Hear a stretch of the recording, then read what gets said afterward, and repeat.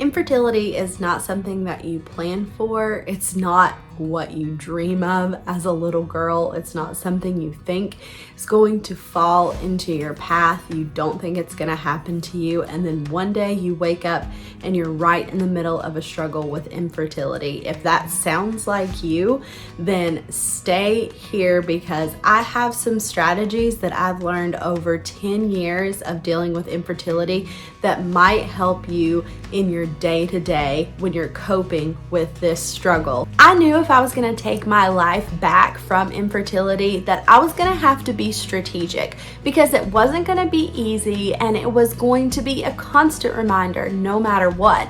I knew it was going to be there, so I had to come up with some strategies to really help me cope as I went through day-to-day life and try to take my joy and my life back.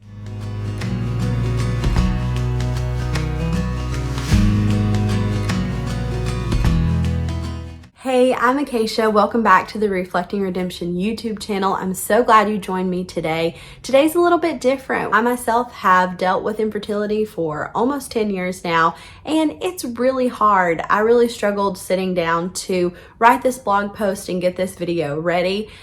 Because it's not something you really want to talk about. It's not something you want to even say exists in your life because it's very vulnerable. It's a very difficult struggle. And what I realized when I sat down to think about this video and to be vulnerable and very open on this very public platform, I really prayed about it and I took it to the Lord and just what I should say and what I should do in this moment, because I can't just pretend like it's not something that affects me, because it is. It affects me day to day. It affects my family. It exists and it's there and it's real, but I have learned a lot of really good coping mechanisms over the past 10 years that help me not to be crippled so much by the struggle with infertility. Let's jump into the 10 ways that I cope with my infertility on a day-to-day basis.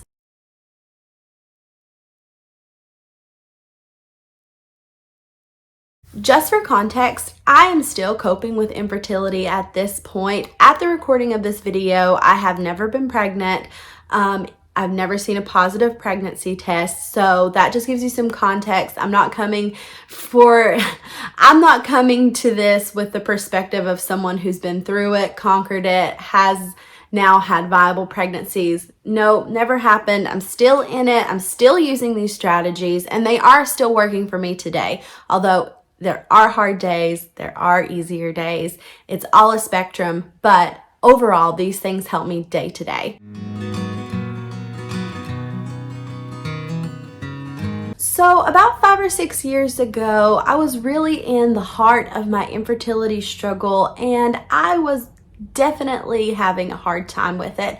To the point where it was crippling. It had stolen my personality, stolen my joy, and basically stolen my just day-to-day excitement and vigor for life. And there came a point where I just realized, and I had some people talk to me about it as well, that it just was taking too much from me. I was giving my infertility too much power, but I was still struggling with the basics of wanting to be pregnant and seeing all these things going on around me and just not understanding, and my body not cooperating, having hormonal imbalance. So I had to come up with some creative ways to handle these things. First thing that I did may sound simple, but it really does help, and that is to make plans. Struggling with infertility might leave you in a bit of a shadow with a cloud over top of your head, and where you feel like you don't really want to interact with people, you don't really want to be out in social situations. It seems like everywhere you look, there's a reminder of what is going wrong, what you can't have. It's everywhere you look and everything you see. And so it becomes all-consuming, and it's really tempting to just go into your shell and not make any plans and not branch out. But this can be a really bad stumbling block, because if you become too introverted and come into that place of like, I'm just not going to go out of my house, I'm going to stay here, then you get in a really bad mental rut where you are just stuck in your home or just working your job and going through your daily task list, but you're not really looking forward to anything. There's nothing you're enjoying. So I would say to you, make some plans today, some activities that you're going to enjoy. Whether you're an introvert who likes small groups of people or just a couple of people, or maybe even just some alone time, I would encourage you to do that outside of the house. Maybe go for a hike or a walk, go to a park. If you like big groups of people, plan a family game night or a trip with some people, some friends, some family, something like that. But I would say fill your calendar with things that you're looking forward to, even if it's simple things like a date night with your husband or you're going out with your sister to get your nails done, whatever it might be. Just fill your calendar in with little bits every week. It doesn't have to be huge trips, and it might be a huge trip every few months or something like that. Whatever you've got the time and the money for, I would say make some plans today, because that will shift your mental focus onto what you're looking forward to. It won't keep you so stuck in that daily struggle and that grind of trying to conceive and just the reality of your infertility. So that can really help shift your perspective. And all of these tips are going to come from a place of shifting your perspective from focusing solely on this struggle and trial to coming outside of that and trying to get your mind shifted into different places. My second strategy is to focus on your current relationships. It's very tempting to be focused on this relationship that doesn't yet exist, that you're hoping and dreaming for, that relationship of a mother to child. And you can become so focused on that you kind of tune out all the other people in your life. So a real way to take back control of your life is to refocus your energy on the relationships that you currently have while you're waiting for that future relationship. So first and foremost, your relationship with the Lord, your relationship with your spouse, brothers, sisters, cousins, aunts, uncles, grandparents, all in that spectrum. And of course, your friends, your church family. Focus on honing in those relationships and really making them strong and special, because they are who are in your life right now. So if you pour into those, they're going to pour into you, and it's going to bring a lot of fulfillment to your life and a lot of help, a lot of places to lean when you are having those bad days. The third thing I do in my strategies for dealing with infertility is connecting with others who share my struggles.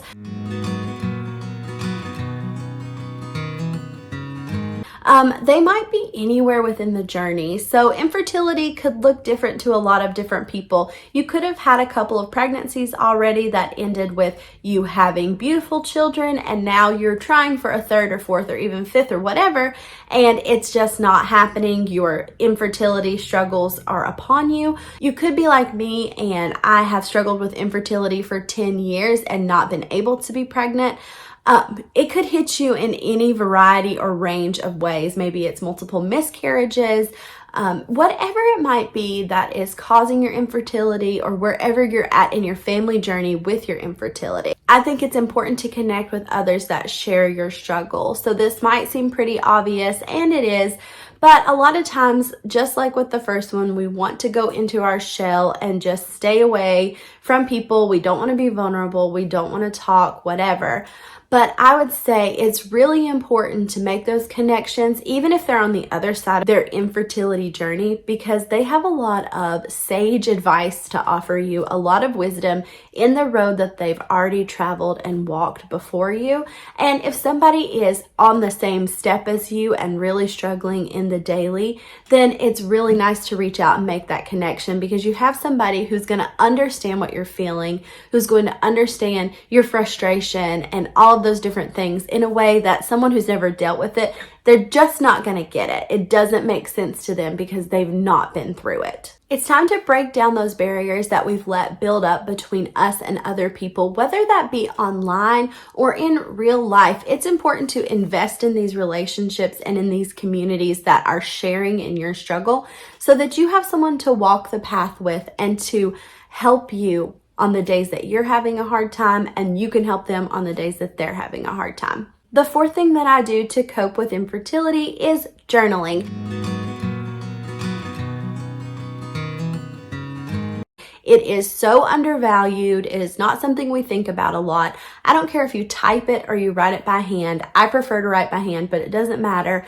Journaling can be so therapeutic and so helpful in a variety of ways. So a piece of paper is never gonna judge what you write down. It can't. It's just a piece of paper. So you can be completely and fully vulnerable while you're writing on that paper, and no one ever has to see it or know it. You can share your deepest thoughts, your deepest hurts on that paper. My favorite way to journal personally is a prayer journal, because I'm killing two birds with one stone. I'm emptying my heart onto this paper in a therapeutic way, but I'm also writing it as a prayer, and I'm praying it as I write, and that is sending it to the Father, express mail to the Lord. I am just sending my requests to Him and letting Him know all my thoughts and all my feelings. So it's not just me empty pouring out my thoughts on a piece of paper, but I'm also pouring them out before the Lord and giving them over to Him. And every time I do this, I walk away feeling so much lighter and just ready to face a new day, ready to face a new challenge, whatever that might be. And I feel more able to cope with the world around me, because I have taken all of my doubts and my fears, my concerns, my worries, and my anxieties and poured them out before the Lord, especially about my infertility, because I know He holds my future in His hand and He is taking care of me. If you are interested in having a specific infertility prayer journal, I actually have written one, and it is available on my blog. There'll be a link in the description below. All you have to do is click that link and subscribe to the blog, and I'll send you the infertility prayer journal to your email directly, and I pray that you find it really helpful. So the name of the infertility prayer journal is Walking the Barren Lands, and I would invite you to go get that now, and I would like to walk beside of you as you're going through your Barren Lands journey and as I'm going through mine. And as always, feel free to leave a comment, reach out, and chat if this is something that you struggle with. I would be more than happy to speak with you about it, and especially to pray for you as you're going through this struggle. So the fifth thing that I do in coping with my infertility and in coping with anything that life throws my way is I lean into the Lord.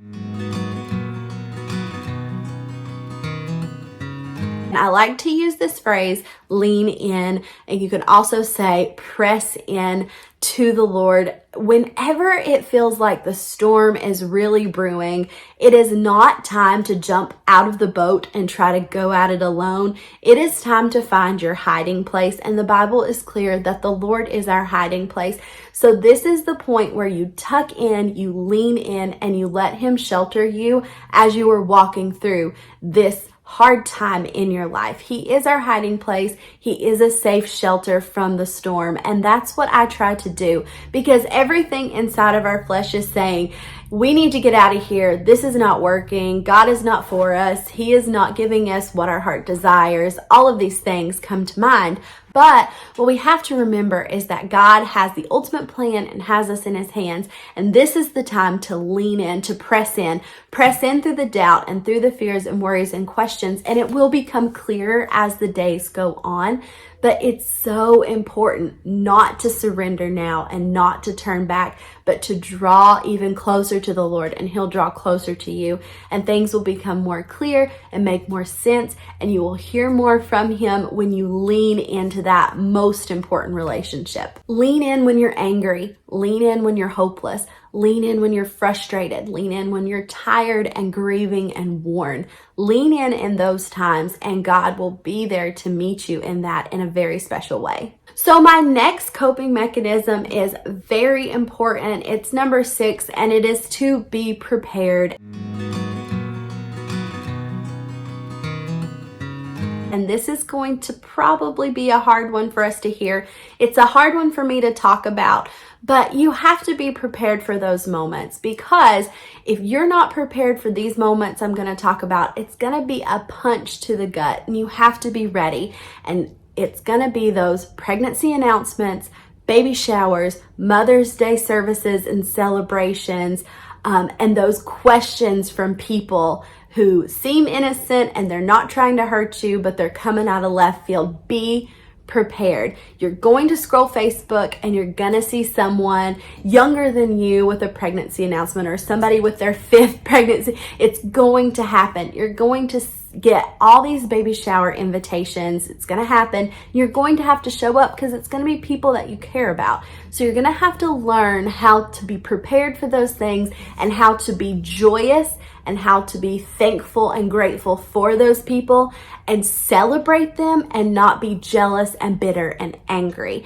It is essential. Bitterness and jealousy will eat you up from the inside out. And once it starts taking a root, it will take over your life. It will steal your joy. It will steal everything that you hold dear. So it is so important to keep it out of your life.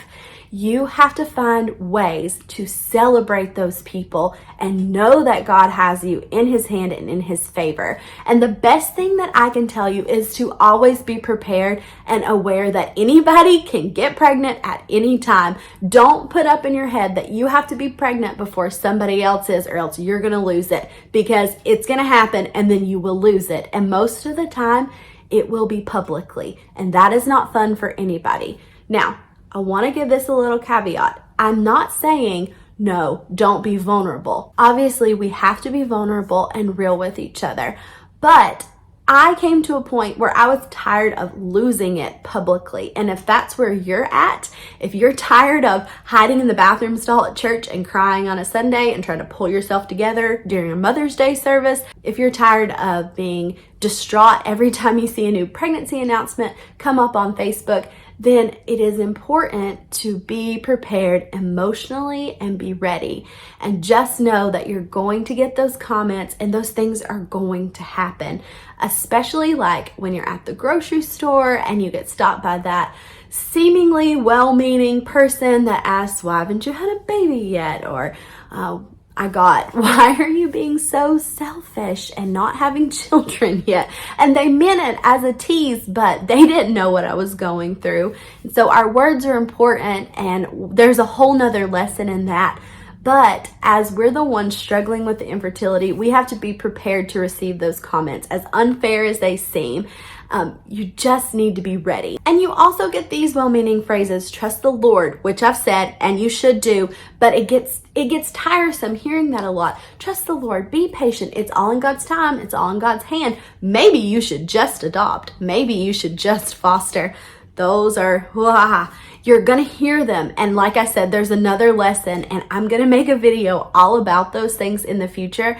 But for us, if we're trying to keep our composure, have a good day, keep ourselves together, and not fall apart in front of people we don't want to fall apart in front of, we have to be prepared. Okay, so the 7th thing that I do is I have a playlist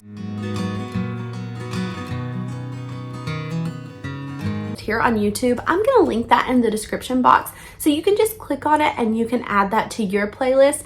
But I feel like we have music playlists for everything, because music is this gift from God that can change the whole atmosphere of where we are. It can change our perspectives, and it's no different with infertility. Just like you have a playlist for working out, cleaning your house, or worship, there can be a playlist for infertility. And there's a lot of encouraging songs out there that are meant to help us through whatever struggles we're going to, and they have a broad application. So I've compiled all of my favorite songs that I listen to when I'm having a low day. Some of them are upbeat and some of them are a little less upbeat. I try to keep it positive, and everything I listen to for the most part is Christian music. So I'll link that playlist in the description below. You can go check it out if you're needing some music recommendations. I think a playlist is extremely helpful, and you can put your earbuds in and listen to the playlist while you're journaling, and that can be very therapeutic. So the 8th thing that I do is try to focus on self-improvement. It can be really hard through these times to think anything about improving yourself, because you're so laser focused on what you can't have and what's going wrong. But it's important not to neglect caring for yourself in this time. So go for that walk, get your health on point, make sure you're eating healthy meals and not just eating what your feelings say you should eat, which is really hard. Make sure that you're scheduling your hair appointments, making time for yourself, making yourself a priority, whether that's reading some books or spending more time in your devotion, spending more time in the Bible with the Lord, listening to very uplifting things. Make those times to invest in yourself and improve yourself and become a better version of you. Your whole community around you will thank you, your friends, family, church, all of the above, and your future children will thank you for that. Okay, number 9 is you should know your body. I'm not going to get too TMI here, but I think we should very, very well know our bodies. For those of us that have an infertility struggle, there's a lot that comes with that hormonally imbalanced inside of our bodies. We should know our monthly rhythms and everything that happens in our body. We should know what triggers us, what days we struggle more, and just be aware of that, because that can just brew a perfect storm. If you are on one of those days where you're very hormonal, things are not balanced in your body, and you're struggling there, and you also encounter a pregnancy announcement and some comments that were less than favorable, things like that, it can just brew this perfect storm within you, and you can have a total meltdown because you're not aware of your body and what you can handle talking about and dealing with on that day. There are certain days when I won't broach the subject. I won't speak to anybody about my infertility because I know it's just going to end really poorly for me and for them. I'm not going to be very friendly and nice about it. It's one of those days when I need to go into my journaling mode and my music and just let it all out before the Lord and gain strength. And then there are days when I could talk very openly and very candidly with most people about my struggle and what the Lord has brought me through and what He's taught me through it. So just know your body, know your mental space and your hormonal rhythms so that you don't get yourself in a pickle. Because it can be really embarrassing and frustrating when you just totally lose it and then you have to explain everything to other people. I've had that happen before. It's like carved into my memory. So know your body, know your limits, don't push it. And it's okay to say, I'm sorry, I need to go. Because if you're done and you're really struggling and you know it's just going to cause more harm than good, then step away. It's time to go. I need to go be home. Just as making plans is important to get you out of a rut, sometimes we get ourselves in a rut by spending too much of our valuable energy, emotional energy, with a bunch of people, and we're getting frustrated and irritated and we feel knocked down and we're really struggling. Sometimes you just need to go back into the shell, recoup, reinvigorate yourself, talk to that community, journal it out, get back on solid ground, and then try again next time. But it's totally okay to say, I'm sorry, I have to go. And you don't have to give an explanation. You can just say, we have to go now. We have things we have to do. And just excuse yourself from that situation. You don't have to put yourself into difficult situations. And finally, my 10th strategy for dealing with infertility on a daily basis is to keep trusting God's plan. I know it sounds like I'm talking out of both sides of my mouth because I said it irritates me when people come up and say, trust the Lord, trust the Lord. But it's not that I disagree with them. It just gets tiresome hearing it. I fully believe that we have to trust the Lord. As we're walking through this infertility journey together, we have to keep trusting the Lord. Because when I look back at the track record of God's work in my life, He has never failed me, not one single time. He has always been good. He has always had a plan. He has always brought me through, and He has done everything in me and for me that I could ever need. So I'm going to cling to that, and I invite you to cling to that as well, that God's plan is real and superior, and He has a plan for you. Lean in, press in, talk to Him, and trust Him because He is trustworthy. I know it's quoted a lot. Proverbs 3:5 says, trust in the Lord with all thine heart and lean not into your own understanding. So we should lean into the Lord, not lean into our own understanding, because in our heads, it's confusing. It makes no sense. God has it out for us. He can't stand us, all these things. Those are not true. We can trust the Lord. He has a plan. So wherever you are on this spectrum of your infertility journey today, I just want to tell you that I am so thankful thankful you watched this video. I hope that you found it helpful. Please leave a comment and let me know what is the most helpful coping mechanism that I shared with you today, and what's the one thing you're going to start implementing immediately to try to help you as you struggle with infertility day by day. I know it's not easy. I know it's really, really hard. It's not fun to talk about, and this is not a video I ever wanted to make, but I really felt it on my heart to share some of the things that I've learned over my journey. As always, thank you for being here. Don't forget to subscribe. Check today's blog post if you want this in written form. And don't forget to go get my Walking the Barren Lands Infertility Prayer Journal today. I pray that it will be a blessing and encouragement to you. And as always, thank you for being here, and I'll see you soon. Bye.